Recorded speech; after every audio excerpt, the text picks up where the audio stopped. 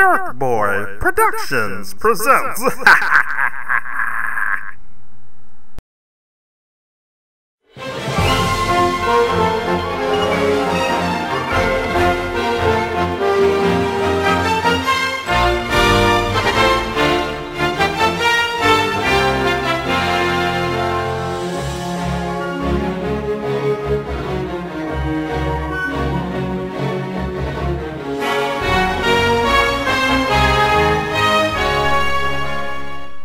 Hey guys, welcome to Gary Norman's One Man Army. I'm your host Gary Norman, and I'm hoping y'all did have a very good weekend, even though it was Tuesday. Better late than never. I had to go and do a couple of things Monday, so I was a little late on the draw to finish some of the show. I did half of it, and now today I'm doing the rest of it. So, today is Tuesday, June 19th, and I'm hoping everybody's doing well. So today, I wanted to switch little gears here and do a new segment of the show. Like I said, this show's still kind of building up, and I'm kind of twisting around doing some new things. So I decided to do something that's a little different. You know, there was just some things in the world that you just can't stand, and you just really want to put your emotions and feelings out there. And there's a lot of things that really annoy me, and I know there's a lot of things that annoy you too. And I kind of narrowed them to the top 4 things that really have annoyed me, whether it's TV, whether it's things that you see out in the street, whether it's people that you just can't stand. I narrowed it down, and it was really hard to do, to top 4. So here we go, Gary's top 4 worst to see.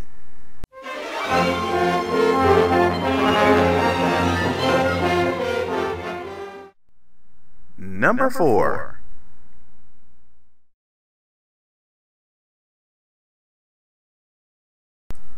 You know, interestingly enough, a lot of stuff that have really annoyed me, it's like some stuff that doesn't make sense. I was just made aware of the fact that this story, about a couple of days ago, a friend told me and I had to look at it online.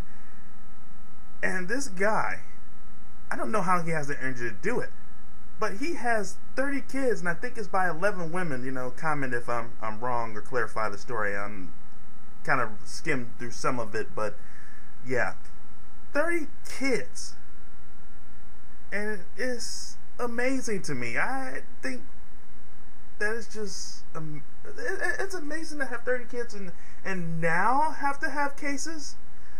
And then on top of that, here's the kicker: the guy has the balls to ask the courts, just cut me a break. Dude, cut your sex life just a little bit. 30 children? I mean, seriously, I know the apocalypse is so-called coming and everything, but you don't have to, it's a little too early to repopulate the human race. I mean, just stop that. 30 kids? And to top that all off, like I said, he asked the courts to cut a break. If that was the case, every father in America that's been having tough times should definitely be getting, you know, a break. But, you know, when you have 30, you should have cut your sex life a break. Stop that. Just, wow, 30. It's just amazing to me. Totally.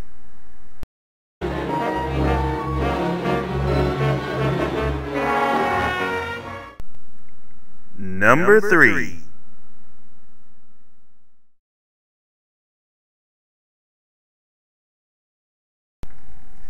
Now, you'll often hear me talk about the True TV network because I watch it a lot, and right now the time is now 10:02. And normally I will be watching some of the court trials on TV. I think I was trying to catch up on the one with the Penn State incident, but that really doesn't annoy me as much. It probably will annoy me when I find out the verdict to that trial, but we're not talking about that trial. We're talking about Bait Car. And I really have to laugh at this show. And this wouldn't have made any of the top 4 if the people on that show, the criminals, you would think that they would know. If you've seen the show, why would you keep doing it? I mean, what? Do they put it on a couple of TV shows and leave it to the rest of the criminals to go, oh, that probably won't be me. No! I mean, seriously. Come on. You see a car with the keys in it in broad daylight, and you're gonna steal it. Seriously? And you don't think it's a trap? And do you know on the show when there's a guy, and there's a couple of guys on there, and there's always that smart one that goes, you know, this might be a bait car. And they're going, no, that's probably not it. And then, like 5 or 10 minutes later, oh, damn, I should have listened to it. You dummy. You should have listened the first time. I mean, some things that are too good to be true, they often are. Stop it. Get a job. Go buy your own car. There's no reason that you have to go out and steal a car that chances are you know you're going to go to prison for. I mean, it's just not worth it. It's just, these people on the show are stupid. And the interesting part is that what kills me is that the people that get caught are normally guys that are arrested or have been arrested before for the same damn thing. They have not learned their lesson. And it's like, why? Why would you do it? Is it like a habit to you to just steal stuff? You didn't learn a couple of months in jail? You have to go right back out and do it again? Stupid. But then again, I guess we have to have these kind of dumb criminals like this, otherwise they wouldn't have a bait car, and of course it wouldn't have made one of my top 4.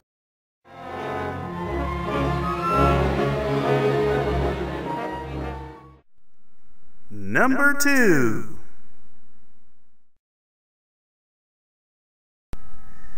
Okay, the food fight arrest, which I can't believe I'm actually going to say this, but food fight and arrest.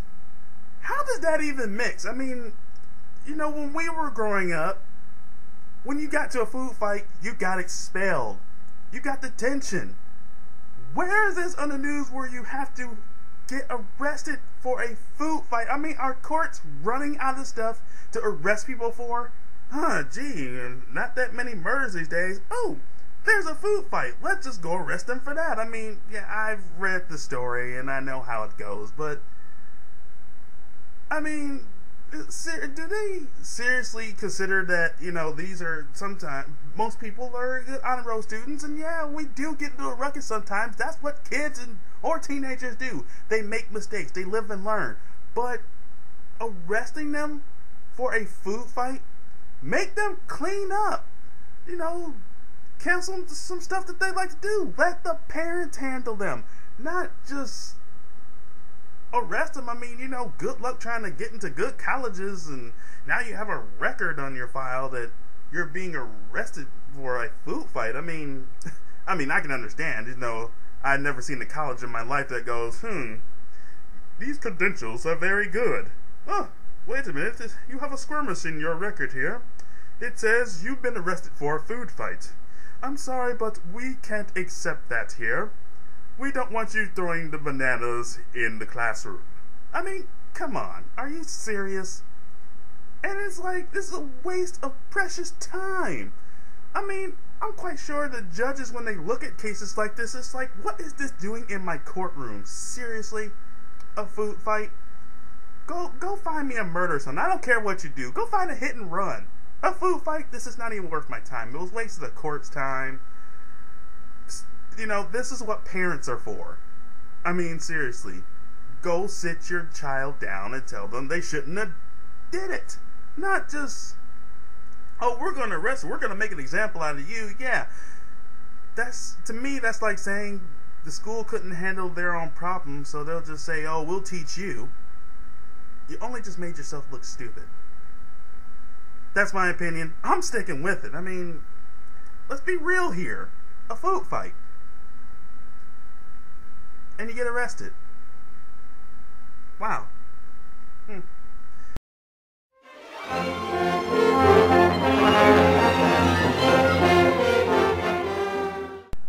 And the top number one goes to...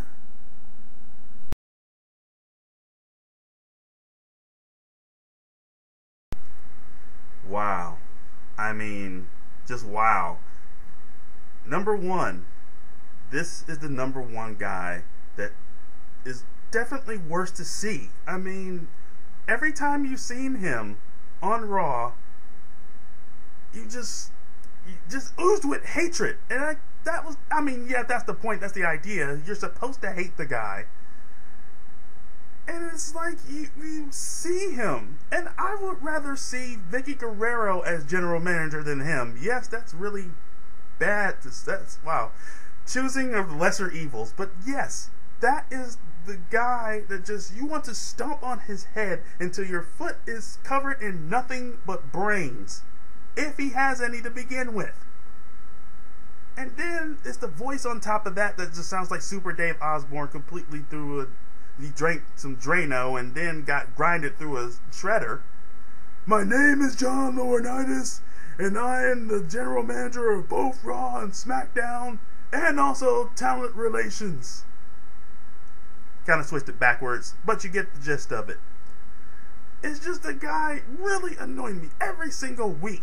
And every single time that he was always this close to getting fired, it was always something that saved him. And everybody hated it. And that's why he was there, because the more we hated it, the more they kept him on television, until eventually we really started to get tired of it, and probably most of us would probably stop watching the show if he was to continue running both shows into the ground. Now, granted, even though he is top number one, he did make some good matches. Some, especially with the Michael Cole and John Cena match, which is probably the most funniest I've ever seen. Michael Cole probably should have been number one, but like I said, best of two evils, I had to go with Johnny. Annoys the hell out of me. So, in the name of Gary Power, John Laurinaitis, you are now number one in Top Gary's number one worst to see. You should be proud of yourself. Not exactly probably the greatest achievement, but, you know, maybe it'll give you some credentials on the unemployment line now.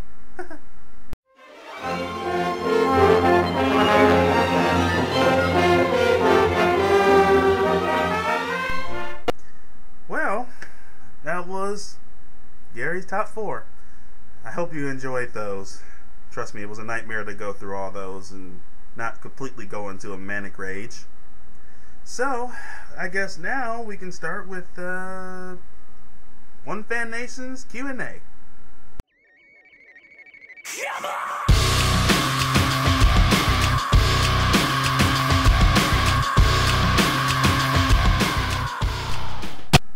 You know, this has been pretty interesting with the show. I'm kind of enjoying this. You know, this is probably, like I said, this is episode 3. The more I make these shows, the more comfortable I get. And it is, like I said, it's really been fun. So, here we go with Gary Norman's Today Q&A. From Renee. Gary, what's the most exciting thing that you've ever done in your life? Wow. You know, actually, that's a really interesting one, because there's a lot of things that I've actually done. I've traveled a couple of places, I've done a couple of things, but I think for me, for the first time, the most exciting thing that I've ever done was when I went to Washington. I mean, and not, you know, going to the place, but actually getting there. I went there by airplane, and it was the first time in my life I've ever been on an airplane. So, you know, I know it seems a little silly, but it's amazing when you sit there on a plane and you're looking down and you're seeing all these little things that are houses and cars, and it's amazing to me just be above the clouds and just, it's amazing and exciting to me. Now, what the other thing that was exciting was actually going into Washington, D.C. and seeing all this new stuff. I mean, next to when I went to Canada, like I said, that's the most amazing thing. Going to these restaurants, going to the Cheesecake Factory, that was the most fun time I've ever been on. The prices were pretty expensive, but, you know, I didn't have to pay for it because it was a free trip. So, you know, I'll never go on a trip like that again, unfortunately. But I loved it. So, for me, like I said, that trip was probably the most fun and excitingest thing I've ever done. And hopefully I'll be able to do it again sometimes when I have money to do it. So, yeah, to me, that's the most exciting thing that I've ever done.